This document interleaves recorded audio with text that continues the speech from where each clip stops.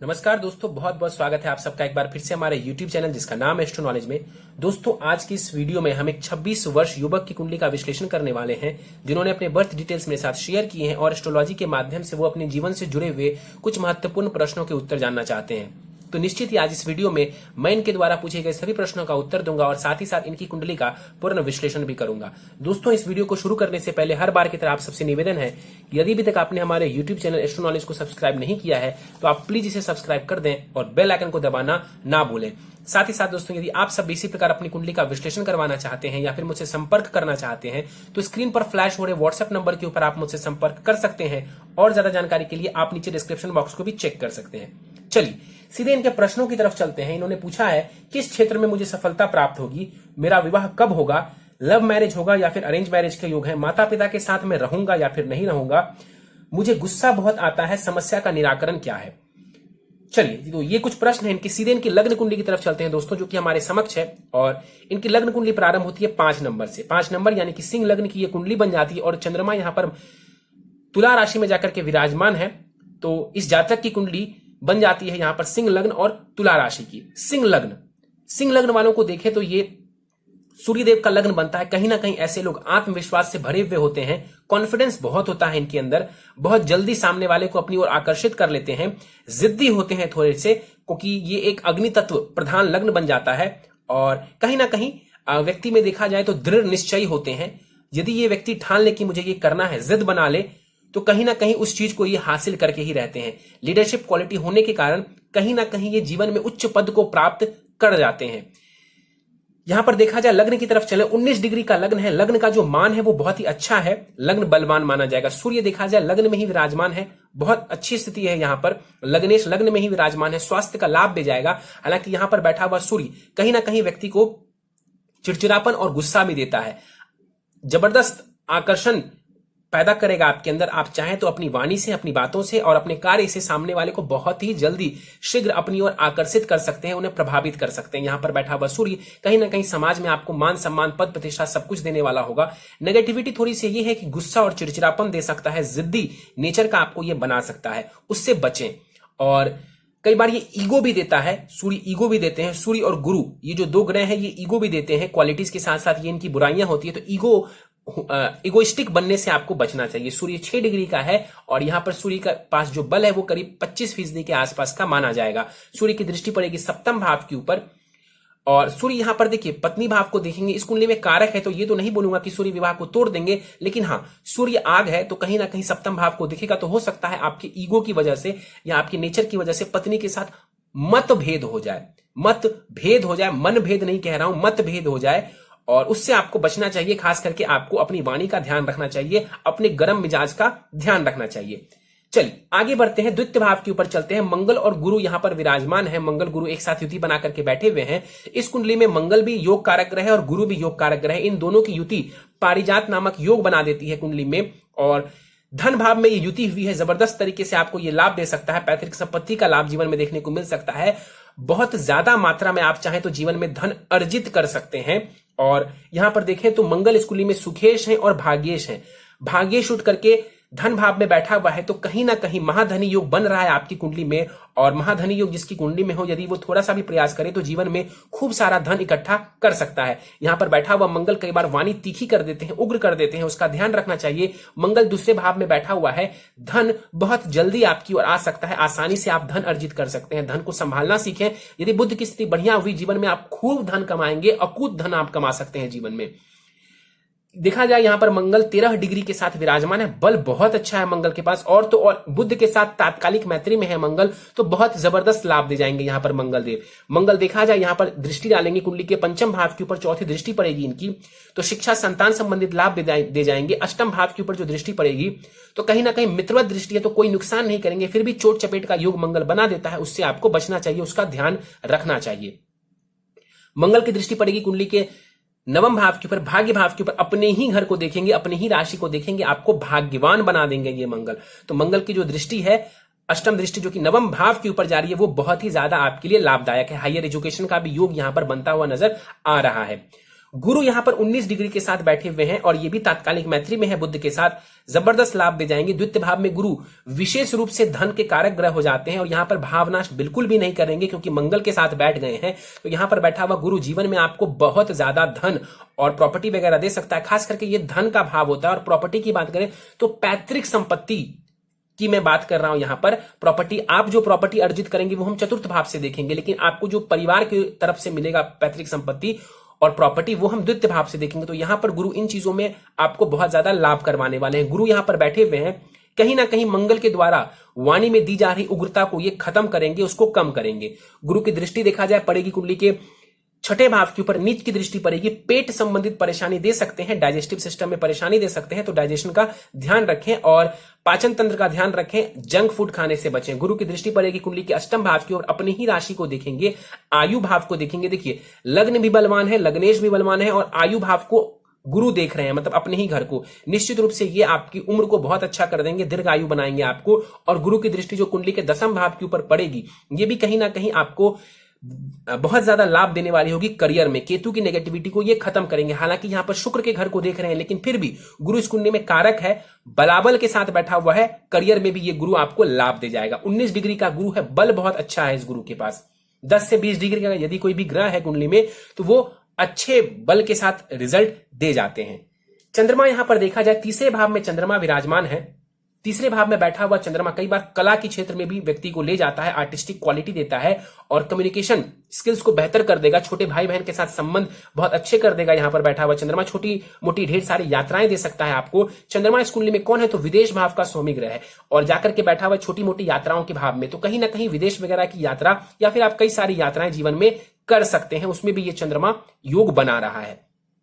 बल बहुत अच्छा है इस चंद्रमा के पास, शुक्र के साथ तात्कालिक मैत्री में है, बढ़िया स्थिति है और यहां पर बैठा हुआ चंद्रमा आपको लाभ दे जाएगा, आर्टिस्टिक क्वालिटी भी देगा आपको। और चंद्रमा की दृष्टि पड़ेगी कुंडली के भाग्य स्थान के ऊपर, भाग्य में भी वृद्धि कर देंगे, विदेश वगैरह की यात्राएं करवाने वाले होंगे और भाग्य में ये आपको वृद्धि करवा देंगे। क्योंकि मित्र मंगल के घर को ये चंद्रमा देख रहे हैं। एक बात और बता दूं, चंद्रमा इस कुंडली में कारक नहीं कहलाएंगे, वो द्वादशेष हैं तो कारक नहीं कहलाएंगे, लेकिन फिर भी उनकी जो प्लेसमेंट है वो आपके लिए लाभदायक ही है, कोई नुकसान नहीं करने वाली है आपका। आगे बढ़ते हैं, राहु के ऊपर चलते हैं। राहु यहां पर 14 डिग्री के साथ बैठा हुआ है कुंडली के चतुर्थ भाव में। फोर्थ हाउस होता है जीवन के सुखों के लिए। चतुर्थ भाव को हम जीवन के ओवरऑल सुखों के लिए देखते हैं, माता से सुख, मकान का सुख, वाहन का सुख, इन सब की भौतिक सुखों के लिए हम चतुर्थ भाव को देखते हैं। राहु यहां पर नीच की राशि में विराजमान है, मंगल के घर में बैठा हुआ है, मंगल द्वितीय भाव में ठीक ठाक स्थिति में बैठे हुए हैं। फिर भी यहां पर बैठा हुआ राहु में एक बात बोलूंगा, प्रॉपर्टी लेने में आपको थोड़ी परेशानी दे सकता है, घर में कलह की स्थिति करवा सकते हैं, माता के स्वास्थ्य का ध्यान रखने की आवश्यकता है आपको। और राहु के पास बल बहुत अच्छा है, 14 डिग्री का राहु है, बलाबल पूरा है। राहु की दृष्टि पड़ेगी कुंडली के अष्टम भाव के ऊपर। स्वास्थ्य का ध्यान रखें, खास करके राहु की दशा में अचानक से ये नुकसान करवा सकते हैं, क्योंकि सडन जो है लॉस और गेन का भाव होता है कुंडली का अष्टम भाव, उसको राहु देख रहे हैं। तो कहीं ना कहीं राहु की दशांतर दशा में थोड़ी सी परेशानी उसको लेकर के देखी जा सकती है। हालांकि गुरु कहीं ना कहीं उसमें भी डैमेज कंट्रोल करने की कोशिश करेंगे। राहु की दृष्टि पड़ेगी कुंडली के दसम भाव के ऊपर, उच्च की दृष्टि है तो कोई ऐसी दिक्कत परेशानी आपको नहीं देंगे। उच्च की दृष्टि डाल रहे हैं कुंडली के 10वें भाव के ऊपर, तो कहीं ना कहीं आपको एक से ज्यादा करियर की तरफ ये इंटरेस्ट दिलवा सकता है या फिर कंफ्यूजन भी दे सकता है करियर को लेकर के। राहु दसम भाव को प्रभावित करे तो कहीं ना कहीं टेक्निकल फील्ड में ये भी लेकर के जाते हैं, सॉफ्टवेयर की तरफ लेकर के जाते हैं, और राहु कहीं ना कहीं नेटवर्क की तरफ भी लेकर के जाता है। तो यानी कि डिजिटल चीजों के ऊपर जो है ना वो राहु का विशेष कंट्रोल होता है, तो इन क्षेत्र में आपको सफलता देखने को मिल सकती है। राहु की दृष्टि पड़ेगी विदेश भाव के ऊपर और कहीं ना कहीं विदेश की यात्राएं और धन का व्यय ये राहु करवा सकता है। तो ये भी दृष्टि बहुत शुभ तो नहीं है, तो उसका ध्यान रखें कि राहु की दशा में धन का अत्यधिक खर्च कर सकते हैं आप। आगे बढ़ते हैं, यहां पर शनि के ऊपर चलते हैं। शनि कुंडली के सप्तम भाव में विराजमान है और यहां पर शश नामक महापुरुष योग शनिदेव बना रहे हैं, तो बढ़िया स्थिति है। यहां पर शश महापुरुष योग सप्तम भाव में बन रहा है। पत्नी कहीं ना कहीं आपकी बढ़िया होंगी, उनकी सलाह आपके लिए लाभदायक सिद्ध होंगी। हो सकता है तो पत्नी की बातों को मान करके आप जीवन में तरक्की करें। और शनि वक्री है, यहां पर वक्री शनि अच्छा रिजल्ट दे जाते हैं। शनि का वक्रत्व कहीं से भी यहां पर आपको कोई बुरा रिजल्ट नहीं देगा। हाँ, शनि यहां पर बैठे हुए हैं, लव मैरिज का योग बन जाएगा। हो सकता है पत्नी थोड़ी सी मेच्योर्ड हो, आपकी पत्नी थोड़ी मेच्योर्ड हो, इसके योग बन जाते हैं। विवाह करीब करीब आप 28-29 साल के बाद करें, ज्यादा लाभ जीवन में देखने को मिलेगा आपको। यहां पर 2 डिग्री के शनि है, बाल अवस्था का है ये शनि, बल बहुत ज्यादा नहीं है इस शनि के पास। और शनि की तीसरी दृष्टि पड़ेगी भाग्य भाव के ऊपर। शनि की दशांत दशा में आपको भाग्य का साथ ज्यादा देखने को नहीं मिलेगा और हायर एजुकेशन ले रहे हैं तो उसमें भी परेशानी खड़ी करेंगे। शनि की दृष्टि पड़ेगी लग्न के ऊपर, सूर्य को देखेंगे तो कहीं ना कहीं पिता के साथ संबंध खराब कर सकते हैं और कहीं ना कहीं यहां पर पिता के स्वास्थ्य का भी ध्यान रखने की जरूरत है। शनि की दृष्टि लग्न के ऊपर पड़ेगी तो पर्सनालिटी में जो जबरदस्त वाली बात थी उसमें थोड़ी सी गिरावट आएगी। हालांकि यहां पर सूर्य अपने घर में विराजमान है तो स्थिति को कभी भी बहुत खराब ये नहीं होने देंगे। लेकिन शनि की दृष्टि लग्न के ऊपर जब पड़ती है तो व्यक्ति का जो काम 2 दिन में बनना चाहिए वो अब 4 दिन में बनता है, तो आपके साथ भी ये परेशानी देखने को मिल सकती है क्योंकि शनि ने एक तो भाग्य को भी प्रभावित किया, अब लग्न को भी देख रहा है। शनि की दसम दृष्टि पड़ेगी कुंडली के चतुर्थ भाव के ऊपर और शत्रु मंगल के घर को देखेंगे। माता के स्वास्थ्य का ध्यान रखें, प्रॉपर्टी वगैरह के सुखों में शनि कमी नहीं करेंगे। हो सकता है थोड़े डिले से आपको प्रॉपर्टी दें लेकिन देंगे जरूर, उसमें ये व्यवधान उत्पन्न नहीं करेंगे। चलिए आगे बढ़ते हैं, केतु के ऊपर चलते हैं। केतु कुंडली के दसम भाव में विराजमान है, 14 डिग्री का केतु है, बल अच्छा है केतु के पास, दसम भाव में बैठे हुए हैं केतु। लेकिन कैसे, तो नीच की राशि में बैठे हुए हैं। नीच की राशि में केतु बैठा हुआ है और दसम भाव होता है करियर प्रोफेशन का और यहां पर शुक्र के घर में ये बैठा हुआ है और शुक्र कैसा है तो 12वें घर में जाकर के बैठा हुआ है। बहुत अच्छी स्थिति में नहीं मानता हूं इसको। करियर को लेकर के कहीं ना कहीं भ्रम की स्थिति, करियर को लेकर के असमंजस की स्थिति देखने को मिल सकती है, करियर में स्टेबिलिटी की कमी देखने को मिल सकती है और यहां पर बैठ करके केतु कई बार आपके प्रोफेशन में परेशानी खड़ी कर सकते हैं, तो इसका ध्यान रखने की जरूरत है। और उपाय मैं आपको बता दूंगा, उपाय करना जरूरी है आपके लिए करियर को लेकर के, नहीं तो राहु केतु करियर को लेकर के आपको थोड़ी सी परेशानी दे सकते हैं। यहां पर देखा जाए तो केतु की दृष्टि पड़ेगी कुंडली के द्वितीय भाव के ऊपर, धन की सेविंग्स को लेकर के ये दिक्कत परेशानी दे सकते हैं, वाणी को थोड़ा खराब कर सकते हैं, उसका ध्यान रखिए। केतु की दृष्टि पड़ेगी कुंडली के चतुर्थ भाव के ऊपर, उच्च की दृष्टि पड़ेगी, कोई दिक्कत परेशानी नहीं है, प्रॉपर्टी वगैरह से ये आपको कहीं से भी नुकसान नहीं देने वाले हैं, उसमें लाभ ही दे देंगे। केतु की दृष्टि पड़ेगी कुंडली के छठे भाव के ऊपर, यहां पर भी केतु दृष्टि डाल करके आपको शत्रुओं से बचाएंगे ही, उसमें भी कोई दिक्कत नहीं है। बेसिकली केतु यहां पर जो बैठा हुआ है करियर की परेशानी देगा आपको, तो उसके लिए केतु से जुड़े हुए उपाय करने जरूरी हैं। और तो और केतु जिसके घर में बैठा हुआ है शुक्र, उसकी स्थिति भी बहुत पॉजिटिव कुंडली में नजर नहीं आ रही है, तो इसलिए कहीं ना कहीं करियर को लेकर के असमंजस, क्योंकि मैंने कई बार बताया कि राहु और केतु कंफ्यूजन की स्थिति खड़ी करते हैं, तो उसमें आपको थोड़ी परेशानी देखने को मिल सकती है। आपका केतु वैसे भी चंद्रमा के नक्षत्र का है तो ये कहीं ना कहीं आपको परेशान कर सकता है, आपको कहीं ना कहीं असमंजस की स्थिति में डाल सकता है। आगे बढ़ते हैं, 12वें घर की तरफ चलते हैं। बुध और शुक्र यहां पर युति बना करके बैठे हुए हैं। बुध और शुक्र की युति कहते हैं कि लक्ष्मी नारायण योग का निर्माण करती है, बिल्कुल करती है, लेकिन इन दोनों की डिग्री को ध्यान से देखिए। शुक्र 0 डिग्री के हैं, वहीं बुध जो है यहां पर 29 डिग्री के साथ विराजमान है। दोनों के बीच में 29 डिग्री का फासला है, तो यहां पर लक्ष्मी नारायण योग बन करके भी बहुत ज्यादा लाभ आपको नहीं दे जाएगा। शुक्र इस कुंडली में कौन है, तो शुक्र यहां पर देखा जाए कर्मेश है और तृतीयेश, यानी कि साहस पराक्रम, छोटे भाई बहन, छोटी मोटी यात्राओं और करियर प्रोफेशन भाव के स्वामी ग्रह हैं, विदेश में जाकर के बैठे हुए, मतलब विदेश भाव में, खर्च के भाव में जाकर के बैठे हुए हैं। इसका मतलब साफ है कि आप विदेश जाते हैं या फिर अपने घर से दूर जाते हैं। भारत में ही अपने घर से यदि आप दूर जाते हैं तो आपको ज्यादा लाभ देखने को मिलेगा। किस चीज में, तो खास करके करियर में, खास करके करियर में थोड़ा सा ज्यादा लाभ जीवन में आपको देखने को मिल सकता है। वैसे राहु की भी दृष्टि पड़ रही है विदेश भाव के ऊपर, तो घर से बाहर निकलना ही आपके लिए थोड़ा बेहतर रहने वाला है। शुक्र यहां पर 0 डिग्री के साथ बैठे हुए, मृत अवस्था का है ये शुक्र, बलाबल बहुत ज्यादा नहीं है शुक्र के पास, दृष्टि का बल खत्म हो जाएगा शुक्र का। और यहां पर देखा जाए कहीं ना कहीं करियर को लेकर के शुक्र जो है थोड़ी सी परेशानी आपको देते हुए नजर आ रहे हैं। हालांकि यहां पर देखें शुक्र और चंद्रमा के बीच में जो है राशि परिवर्तन हो रहा है, जिस वजह से आप विदेश वगैरह की यात्राएं या जीवन में ढेर सारी यात्राएं कर सकते हैं। बुध यहां पर 29 डिग्री का बुध है और बुध जो है यहां पर बाल अवस्था के हैं, अस्त है बुध। बुध का अस्त होना, मैंने बताया कि बुध अस्त होने के बावजूद भी रिजल्ट दे जाते हैं। हाँ, दृष्टि का बल थोड़ा कम होता है, लेकिन फिर भी बुध के बल में ज्यादा कमी नहीं आती है। बुध इस कुंडली में कौन है, तो द्वितीयेश है और लाभेश है, यानी कि धनेश भी है वो और लाभेश भी है। इस कुंडली में जो धन का डिपार्टमेंट है वो पूरा का पूरा बुध के हाथों में है। और यहां पर जो बुध देव है वो जाकर के 12वें घर में बैठे हुए, देखिए कहीं ना कहीं बुध का 12वें घर में जाना ये बात बता रहा है कि आपके धन थोड़े से ज्यादा व्यय हो सकते हैं, तो अपने खर्चों के ऊपर आपको कंट्रोल रखने की कोशिश करनी चाहिए। वैसे भी शुक्र 12वें घर में बैठा हुआ है तो वो भी पैसों का व्यय करवाते हैं, तो बुध का यहां पर बैठना धन का थोड़ा व्यय करवाएगा, उसके ऊपर लगाम लगा करके रखें। अदरवाइज यहां पर स्थिति अच्छी नजर आ रही है, कोई विशेष परेशानी नहीं है। बाहर निकलते हैं, घर से बाहर जाते हैं, दूर जाते हैं, तो ये भी आपको धन का लाभ करवाने वाले होंगे। इसके अलावा देखा जाए यहां पर जो शुक्र है 12वें घर में जब शुक्र बैठ जाए तो कहते हैं विवाह का सुख विशेष रूप से व्यक्ति को मिलता है। तो वैवाहिक सुखों में शुक्र यहां पर वृद्धि करने वाले हैं, उसमें भी कोई दिक्कत परेशानी नहीं है। तो धन खर्च से बचना है तो कहीं ना कहीं थोड़ा सा संभल करके रुपए खर्च करें और बुध से जुड़ा हुआ उपाय कर लेंगे तो धन वगैरह में कभी भी कोई कमी नहीं होगी। कुंडली में ऑलरेडी मैंने आपको बताया हुआ है कि आपकी कुंडली में महाधनी योग बन रहा है, तो ये बहुत ही जबरदस्त स्थिति बनती हुई नजर आ रही है। चलिए प्रश्नों के ऊपर जाने से पहले सीधे चलते हैं आपकी दशाओं के ऊपर। अभी आपको शनि की महादशा चल रही है जो कि 8 मई 2030 तक रहने वाली है। तो 8 मई 2030 तक शनि की महादशा, यानी कि शनि, और शनि इस कुंडली के मारक ग्रह हैं।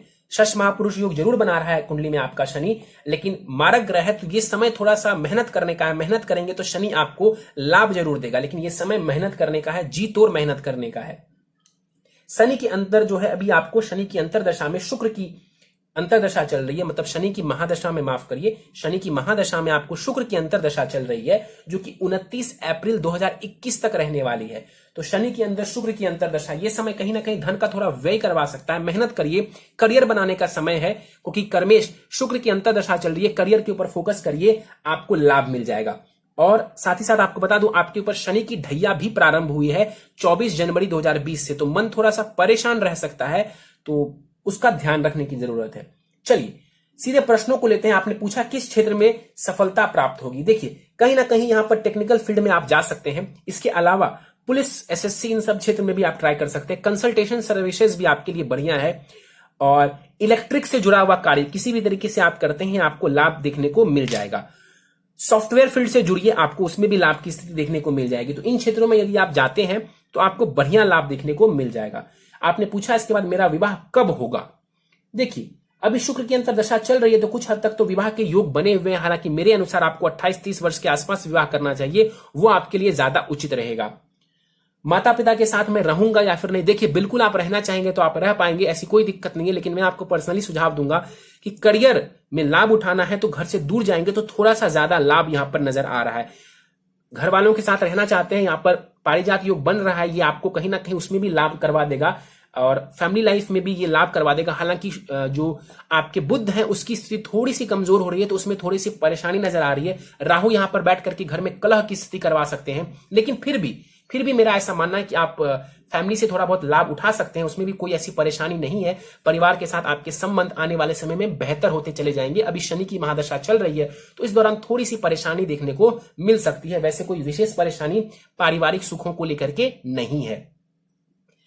चलिए इसके बाद आपने पूछा है कि मुझे गुस्सा बहुत आता है, समस्या का निराकरण। देखिए सूर्य जो लग्न में बैठे हैं ना, एक तो अग्नि तत्व का लग्न बनता है, ऊपर से सूर्य देव आकर के बैठ गए, तो इसीलिए जो है आपका जो गुस्सा आने का कारण है वो यही है कि सूर्य यहां पर जो है वो लग्न में आकर के विराजमान हो गए।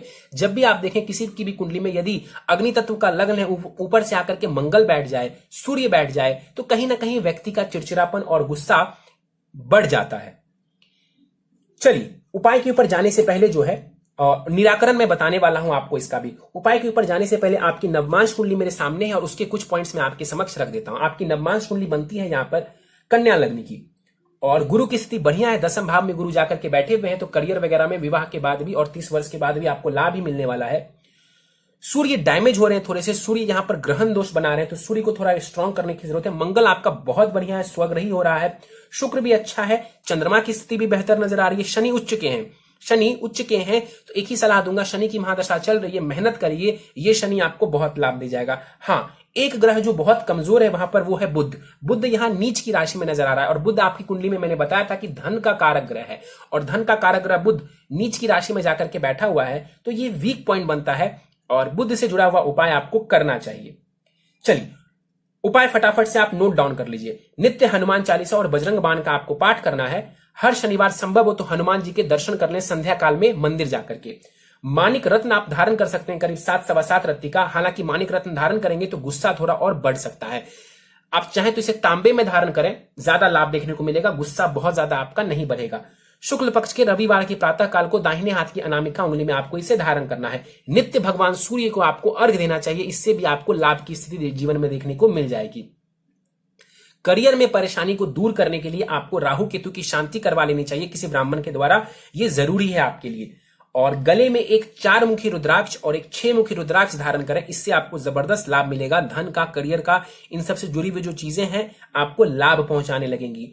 और आखिरी उपाय है आपके लिए, हर गुरुवार किसी भी मंदिर जाएं और भगवान के दर्शन करें। इससे जो है आपको विशेष रूप से लाभ की स्थिति देखने को मिल जाएगी। एजुकेशन वगैरह में भी लाभ ज्यादा देखने को मिलेगा। चलिए तो दोस्तों, ये था इस 26 वर्ष युवक की कुंडली का विश्लेषण।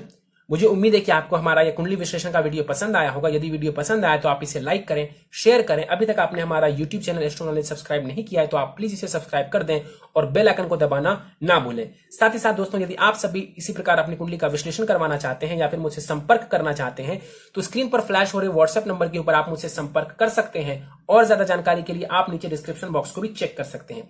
दोस्तों, इस वीडियो में फिलहाल इतना ही। आप सबका बहुत बहुत धन्यवाद।